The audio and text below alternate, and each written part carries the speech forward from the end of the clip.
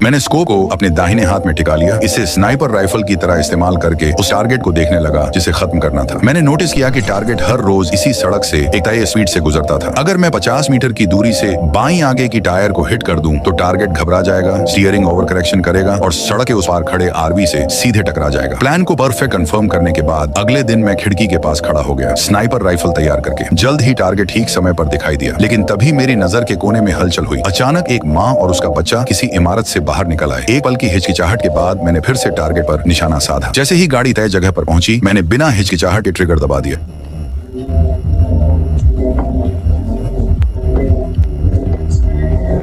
लेकिन विस्फोट की भयानक आग ने मां को भी अपनी चपेट में ले लिया। मैं दीवार से टेक लगाकर खड़ा हो गया, मेरी आंखों में घबराहट साफ झलक रही थी। घर लौटकर मैं रोता रहा। ये मेरे 30 साल से ज्यादा के इस काम में पहली गलती थी। जैसे ही बॉस को पता चला, वो मुझसे मिलने आया, लेकिन वो सांत्वना देने नहीं आया था, वो चेतावनी देने आया था। अगली बार अपनी गॉडडैम फोन उठा लिया कर, समझा? मैंने आसानी से हामी भरी, लेकिन बॉस ने मेरी आंखों में हिचकिचाहट देख ली। फिर भी अगले दिन उसने मुझे नया असाइनमेंट दिया। फर्क बस इतना था कि इस बार टारगेट की कोई फोटो या इंटेल नहीं थी। नोट पर सिर्फ लिखा था, टारगेट शाम 5 बजे रॉसी कैफे में होगा, और 2 शब्द व्हाइट रिवर। मैंने नोट को फर्नेस में फेंक दिया, एक आवारा कुत्ते के लिए खाने का बैग छोड़ा और जल्दी से निकल पड़ा। जल्द ही मैं कैफे में पहुंच गया। पहले अपनी पिस्तौल को कमर में ठूंसा, फिर फोन से पार्किंग में हर गाड़ी की लाइसेंस प्लेट की फोटो ले ली। उसके बाद ही मैं सावधानी से अंदर दाखिल हुआ। मैंने सभी कस्टमर्स को ऑब्जर्व करना शुरू किया। अकेला आदमी पीठ दीवार की तरफ एंट्रेंस का नजर रखे हुए, कोट अभी भी पहने हुए, कंधे पर होल्स्टर का उभार साफ दिख रहा था। एक कपल लड़का भी ऐसे बैठा था कि एंट्रेंस देख सके। वो आगे झुका हुआ था टेंशन में, शायद बैग में पिस्तौल रखी हुई। लेकिन जब वेट्रेस बाहर आई तो मैं 1 सेकंड के लिए जम गया। मैंने उसे रास्ते में गैस स्टेशन पर देखा था, शायद वो यही काम करती थी। मैंने उन दोनों आदमियों को देख सके ऐसे सीट पर बैठ गया। फिर हर लाइसेंस प्लेट से जुड़ी आइडेंटिटी चेक करने लगा। वेट्रेस मेरी कॉफी लेकर आई। मैंने मौका देकर पूछ लिया, क्या यहाँ आसपास व्हाइट रिवर नाम की कोई जगह है? उसने कहा कि उसने कभी सुना नहीं। मुझे हैरानी नहीं हुई, इससे ये कंफर्म हो गया कि व्हाइट रिवर किसी इंसान का कोड नेम था। जैसे ही मैं ये समझने की कोशिश कर रहा था कि टारगेट कौन है, अचानक एक पुलिस कैप्टन डाइनर में दाखिल हो गया। इस अनपेक्षित घटना ने मेरा प्लान बिगाड़ दिया। अभी मुझे पोजीशन बनाए रखनी पड़ी। जल्द ही 5 बज गए। एंट्रेंस के पास बैठी औरत अचानक उठी और मेरी तरफ चल पड़ी। मैंने शांतिपूर्वक अपनी बंदूक की तरफ हाथ बढ़ाया, लेकिन वो बस रेस्ट रूम जाने के लिए गुजर रही थी। 15 मिनट और बीतने के बाद मैंने टैक्टिक्स बदलने का फैसला किया। मैं डाइनर छोड़कर व्हाइट रिवर को आइडेंटिफाई करने का दूसरा तरीका ढूंढूंगा। मैं अपनी कार में वापस गया और चुपचाप इंतजार करने लगा। जल्द ही पुलिस कैप्टन पहले निकला, फिर वो युवा कपल, आखिर में वो सशस्त्र अकेला आदमी। वो व्हाइट रिवर होने की सबसे ज्यादा संभावना वाला था, इसलिए मैं चुपचाप उसके पीछे पीछे एक मोटल तक गया। मैंने उसके ठीक बगल में कमरा ले लिया। जब वो बाहर गया तो मैंने उसके कमरे में घुसकर उसके गिलास में थोड़ा नाइट्रोग्लिसरीन और वियाग्रा मिला दिया। दोनों साथ में लेने से ब्लड प्रेशर खतरनाक तरीके से गिर सकता है, यहाँ तक कि मौत भी हो सकती है। जल्द ही वो आदमी को चीजें लेकर वापस आया, पूरी तरह बेखबर। मैं कोने में छिपा हुआ था। उसने टीवी ऑन किया और कमरे में रोशनी भर गई। मैं नहीं करूंगा। क्या तुम वो खत्म करना चाहते हो?